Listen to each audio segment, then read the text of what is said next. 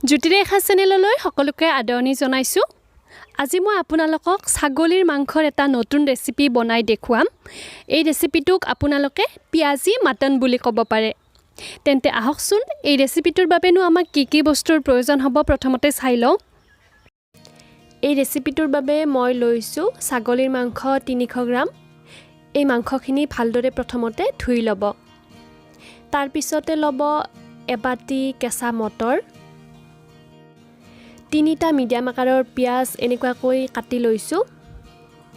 ইয়াৰে পিছতে পুনৰ মই 3টা পিয়াজ মিডিয়াম আকাৰৰ এনেকুৱাকৈ পেষ্ট বনাই লৈছোঁ। তাৰপিছতে লৈছোঁ এটা ডাঙৰ বিলাহী ডাঙৰকৈ কাটি লোৱা, ডালচেনি ডাঙৰ এটুকুৰা সৰু টুকুৰা কৰি লৈছোঁ, তেজপাত 2 খিলা লৈছোঁ, নহৰু 2-3 চামুচ লৈছোঁ আৰু আদা 1 চামুচ লৈছোঁ। ইয়াৰে পিছতে 3-4টামান কেঁচা জলকীয়া ল'ব। আপোনাৰ সোৱাদ অনুসৰি জলকীয়া কম বা বেছি ল'ব পাৰে। গৰম মছলা লৈছোঁ 1 চামুচ সৰু চামুচেৰে, ধনিয়া দুমুঠি মিহিকৈ এনেকুৱাকৈ বটি লৈছোঁ। ইয়াতে আমাক ধনিয়া বটাহে লাগিব। তাৰপিছত লৈছোঁ কিচমিচ 15-20টাৰ ভিতৰত, জিৰা গুড়ি ল'ব 1 চামুচ সৰু চামুচেৰে, আৰু মই লৈছোঁ ঘি 1 চামুচ। এইটো অপশ্যনেল হয়। লগতে আমাক নিমখ আৰু হালধিৰ গুড়িটো লাগিবই। তাৰপিছতে সৰিয়হৰ তেল লৈছোঁ আধা কাপতকৈ অকণমান কম। প্ৰথমতে মই মাংসখিনিত বটি লোৱা পিঁয়াজখিনি দি লৈছোঁ আৰু একেলগতে ইয়াতে অকণমান ধনিয়া বটা দিম। যিমানখিনি ধনিয়া বটা আছিল তাৰে আধা দি দিব।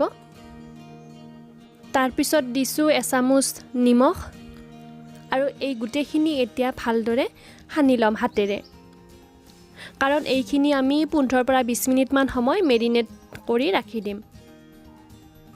15 মিনিটমান পিছত মই গেছ অন কৰি কুকাৰ এটা দি দিছোঁ আৰু তাৰপিছতে গোটেই তেলখিনি ইয়াতে দি ল'ব। তেলখিনি হাই ফ্লেমত ভালদৰে গৰম হ'বৰ কাৰণে ৰাখি দিব আৰু যেতিয়াই ভালদৰে গৰম হৈ যাব তাৰপিছতে দি দিছোঁ ইয়াতে তেজপাত আৰু একেলগতে ডালচেনিখিনি। কেইছেকেণ্ডমান পিছত কাটি থোৱা পিঁয়াজখিনি ইয়াতে দি দিব আৰু গেছৰ ফ্লেমটো মিডিয়াম ৰাখিব। পিঁয়াজখিনি দিয়াৰ পিছতে সৰু চামুচেৰে আধা চামুচমান ইয়াতে নিমখো দিব আৰু এই পিঁয়াজখিনি 5 মিনিটমানৰ কাৰণে আপুনি এনেকুৱাকৈ লৰাই মিডিয়াম টু ল' ফ্লেমত ভাজি থাকিব যেতিয়ালৈকে পিঁয়াজখিনি কোমল নহয়। পিঁয়াজখিনি কোমল হৈ যোৱাৰ পিছতে ইয়াতে বিলাহীখিনি দি দিব আৰু বিলাহীখিনি দিয়াৰ পিছতো 2 মিনিটমান সময় মিডিয়াম ফ্লেমতে বিলাহীখিনি কোমল হৈ যোৱালৈকে এনেকুৱাকৈ লৰাই ভাজি থাকিব। এতিয়া ইয়াতে আদা নহৰু বটাখিনি দি লৈছোঁ। একেলগতে ইয়াতে কেঁচা জলকীয়াখিনিও দি দিছোঁ। এতিয়া এই গোটেইখিনি 1 মিনিটমানৰ কাৰণে এনেকুৱাকৈ লৰাই থাকিব যাতে আদা নহৰুৰ কেঁচা গোন্ধটো নাইকিয়া হৈ যায়। 1 মিনিটমান পিছত ইয়াতে হালধিৰ গুড়িখিনি এড কৰি দিছোঁ আৰু পুনৰ এবাৰ মিক্স কৰি লৈছোঁ। আৰু যেতিয়া আপুনি তেলখিনি বিৰিঙি উঠা দেখা পাব তাৰপিছতে ইয়াতে মাংসখিনি দি দিব, যিখিনি আমি 15 মিনিটৰ কাৰণে মেৰিনেট কৰি ৰাখি দিছিলোঁ। মাংসখিনি দিয়াৰ পিছত আপুনি গেছৰ ফ্লেমটো হাই ৰাখিব আৰু হাই ফ্লেমতে এনেকুৱাকৈ কণ্টিনিউৱাছলি 2-3 মিনিটৰ কাৰণে লৰাই থাকিব। তাৰপিছত গেছৰ ফ্লেম মিডিয়াম ৰাখি পুনৰ 3 মিনিটমান সময় লৰাই থাকিব আৰু যেতিয়াই তেলখিনি এক্সট্ৰা কৰি বিৰিঙি উঠা দেখা পায়, মানে পিঁয়াজৰ পানীখিনি নোহোৱা হৈ যায়, তেতিয়া ইয়াতে মটৰখিনি দি দিব। একেলগতে কিচমিচখিনিও দি দিছোঁ আৰু একেলগতে গৰম মছলাৰ গুড়িখিনিও দি দিছোঁ।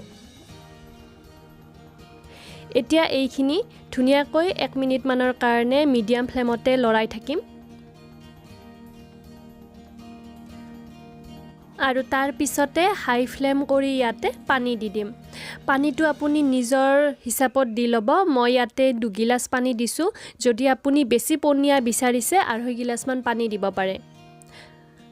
পানীখিনি দিয়াৰ পিছতে পুনৰ এবাৰ ভালদৰে মিক্স কৰি লৈছোঁ এইখিনি আৰু তাৰ পিছত ধনিয়া বটা যিখিনি আছিল সেই ধনিয়া বটাখিনিও দি ল'ম পুনৰ এবাৰ গুটেইখিনি মিক্স কৰি লৈ কুকাৰৰ ঢাকনিখন বন্ধ কৰি হাই ফ্লেমত এটা চিটি আহিবৰ কাৰণে ৰাখি দিম আৰু তাৰ পিছত একেবাৰে লো ফ্লেমত 12 মিনিটমান 15 মিনিটমান সময় ৰাখি দিব নাইবা আপুনি মিডিয়াম ফ্লেমত 7-8টা মান চিটি আহিবৰ কাৰণে ৰাখি দিব যেতিয়া গুটেইকেইটা চিটি আহি যাব তাৰ পিছতে আপুনি গেছটো অফ কৰি দিব আৰু কুকাৰ ঠাণ্ডা হ'বৰ কাৰণে ৰাখি দিব